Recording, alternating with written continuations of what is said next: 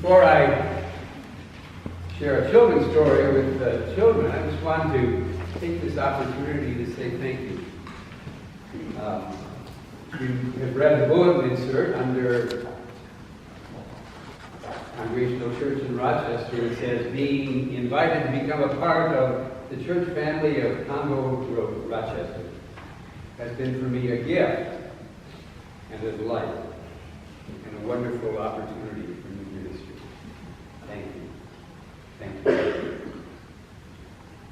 In offering to help celebrate the 50th anniversary of my ordination is also a delight. This wasn't necessary, but I'm delighted that you have chosen to do it. So again, I say thank you. Thank you. And with special words of thanks to Brenda and Janet and Cheryl.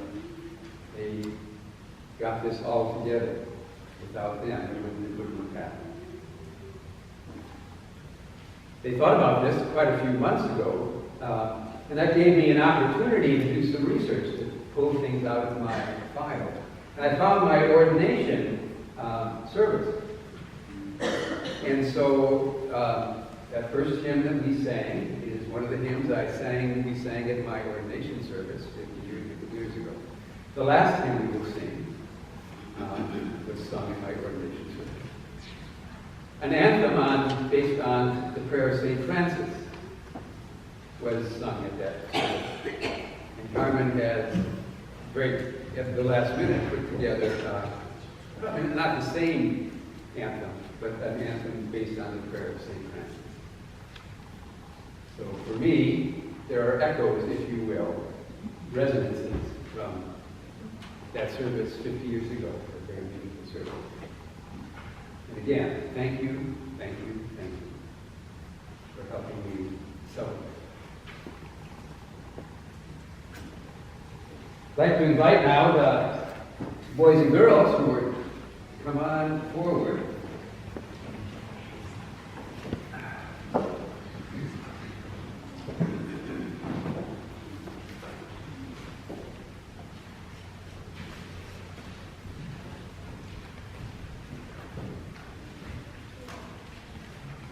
Good morning.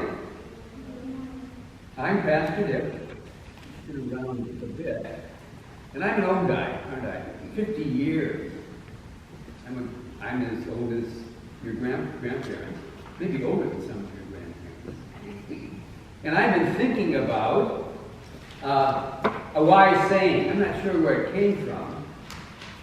And the wise saying says, what does it say? The main thing, you hold that and let them see that.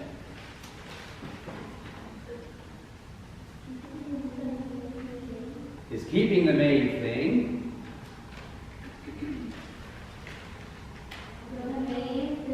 The main thing. There's lots of main things in there. And that's kind of a puzzling saying. The main thing is keeping the main thing the main thing. As you hear those words, what do you think of? What does that mean?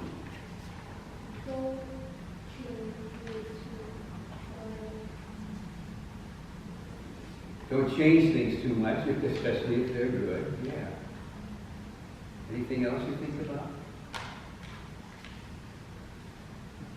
Well, let's think of some examples where we can talk about main things. I was thinking back to when our kids were little, about your age.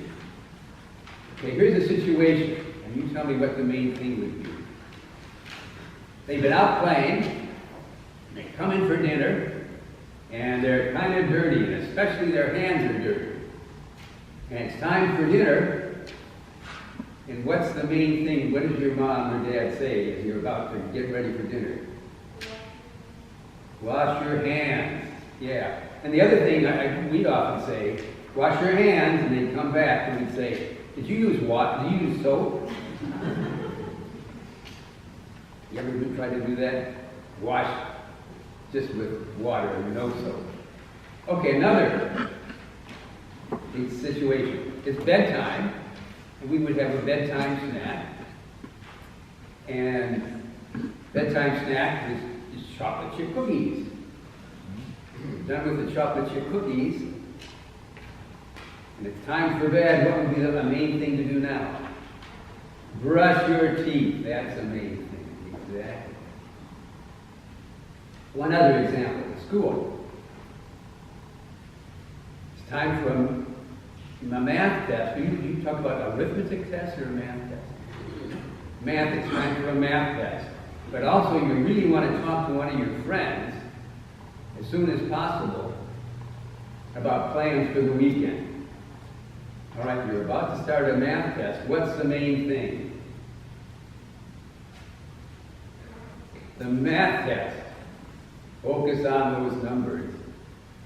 Don't get distracted. You can talk to your friend a little later. So the main thing is important things, isn't it? Very important things. Make sure you take care of the important stuff first. Don't let unimportant stuff get in the way. Well, our Bible reading, our Old Testament reading in just a minute, is about what God considers the main thing for us. So I want you to listen very carefully as Mr. Williams reads a passage from Matthew chapter 6. And what's the main thing or things that God wants for us or hopes for us? May we now open ourselves up to God's grace by listening to the scriptures with our heart, mind, body, and soul. Hear our scripture for today. It's coming from Micah, the 6th chapter, the 6th through the 8th verse, and it can be found in your Bibles on page 757 in the Old Testament. With what shall I come before the Lord, and bow myself before him on high? Shall I come before him with burnt offering, with calves a year old? Will the Lord be pleased with thousands of rams, with tens of thousands of rivers of oil? Shall I give my firstborn for my transgression, the fruit of my body for the sin of my soul? He has told you, O mortal, what is good, and what does the Lord require of you, but to do justice and love kindness and walk humbly with your God. What does God think is the main thing for us human beings? What did you hear there?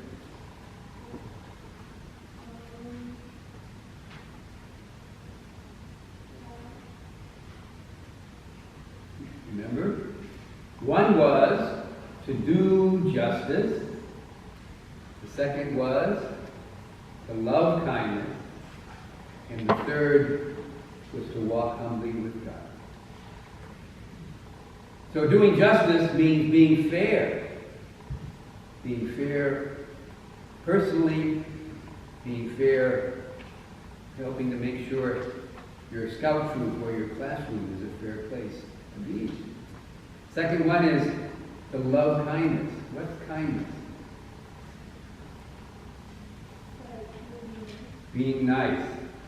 Not saying mean things. Always be kind. The third thing is to walk humbly with our God. Our daughters used to say, oh, they're really stuck up. They're really stuck up. God doesn't want us to be stuck up. God wants us to be humble. So be fair, do justice. Be nice, don't be mean, love kindness. Be humble, don't think too highly of yourself. Well, shall we pray the Lord's Prayer together? Bow our heads. Now let's all pray. Our Father, who art in heaven, hallowed be thy name.